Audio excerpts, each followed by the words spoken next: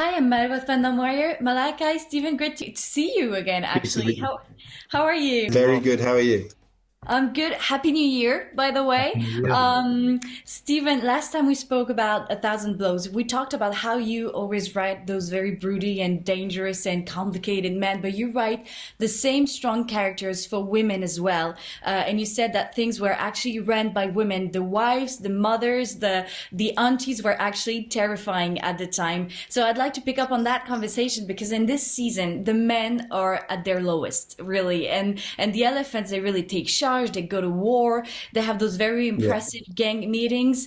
What was it like for you as a writer to be able to really dive into the stories and the evolution of Alice and Mary and the rest of the gang? Yeah, it's always helped by the truth, by reality that, the 40 Elephants were a real thing. Yeah. It was an exclusively female gang and they caused chaos and they were incredibly successful. So if I'd made that up, people would be at liberty to say, you're just trying to rewrite history and say this and that. But it's not. That's really what happened. And my take on, the female characters and stuff is that sometimes people say, oh, you write strong female characters as if it's a decision, when in fact, you know, anyone, I think, it doesn't. It's not about class, but particularly in the working class environment, most often women ran the family, women ran the money, particularly, and women had an enormous amount of influence, and especially older female relatives were the bosses. And it's just simply a question of looking out the window and writing down what really happened. So in terms of the 40 Elephants, it's quite an extreme example, but I think, it would be a decision not to show the strength of those characters in reality, in the world as it was. Because it started as a very Sugar versus Hezekiah centered show in season one. Do you see it evolve as a women centered show, maybe with the character of Alice and Mary front and center in season three, for example? I see it as it's like there's a lot of orbits going on. There's people orbiting around each other, and there are female characters, male characters who have their disputes with the female, and then they shoot off and have the dispute with the male character, and it's almost like a solar system, if you like, Yeah. of different characters who are under the influence of other characters, and in a sense, even though at heart there is I hope a beautiful love story, it's sort of not necessarily about gender in terms of who is influencing who. It's just about these people and these characters.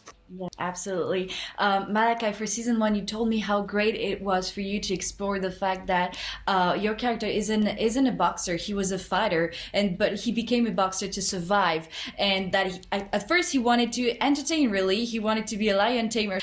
You said that he fights honorably and he lives honorably, which he still does. But I guess like this season, he's much more in his thoughts. I guess like what was it like for you to explore this side of your character where there isn't much fighting going on, at least for the beginning of season two, but there's this need to survive that it's taking outside the boxing ring in a way. He's on a path of revenge in a way, redemption, self-discovery too, I guess. Yeah, it was definitely an internal inward challenge for me, but there was also something quite freeing about it for this season where he's really kind of taking a look at himself and delving into things that I guess he hasn't had the opportunity or taken the opportunity to do before, and having a really honest conversation with who he is and what he's been through and how he's feeling, which isn't something that men tend to do generally. We tend to just kind of brush it to the side, but he's having to sit with himself and go, this is how I feel. What am I going to do about it? And so there was I think probably the hardest fight and the hardest challenge for him in this season is to have to answer those questions and live with the decisions that he's made ultimately. You've got such incredible lines, Malachi. He's almost like taking his revenge against the priest. He says that the screams haunt you, God won't be there at your end. Yeah. I mean, what an incredible piece of writing, delivering like when Stephen gives you the script and you see those incredibly powerful lines that he always writes for his characters. Like, what was your reaction? You're like, this is great writing. I mean, I knew that from season one, honestly. But I think for me, there's times where I read particular parts of dialogue that get me really excited, and I get really excited about saying it.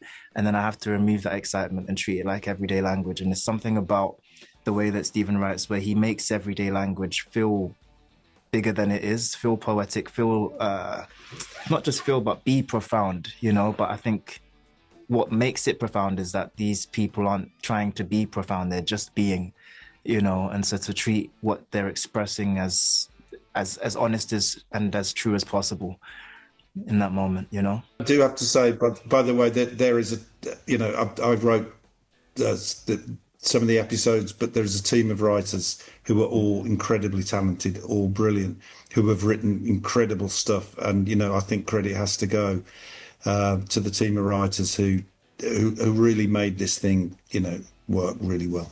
Yeah, you've got such an incredible team on this show. But one thing that's probably harder than fighting in this season, it's eating oysters. You know me well. Was that your first time trying oysters? So funny enough, the first time I worked with Stephen Graham, the character was making oysters in the show, in Boiling Point. That's true. And so that was the first time I tried an oyster, which is why I knew I didn't want to eat it again.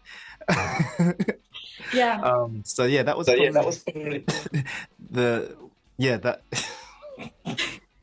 Sorry, it's just making me laugh because I remember the moment we were on set and they brought the potential oyster that I was going to have to eat onto set, and that was about to be the hardest challenge of the show for me, for sure, was to eat it and pretend that I liked it.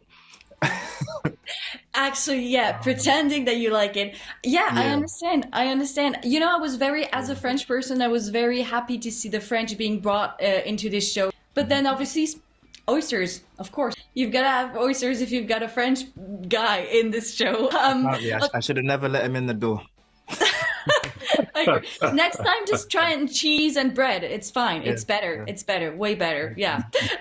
Stephen, Malachi, they're giving me the wrap. Thank you so much for your time today. Congratulations on season 2. I love this show so much. Stephen, hopefully next time we talk is for Peaky Blinders. Yeah. See you then. Can't wait. Okay. Malachi, bye. Thanks Thank a you lot. so much. See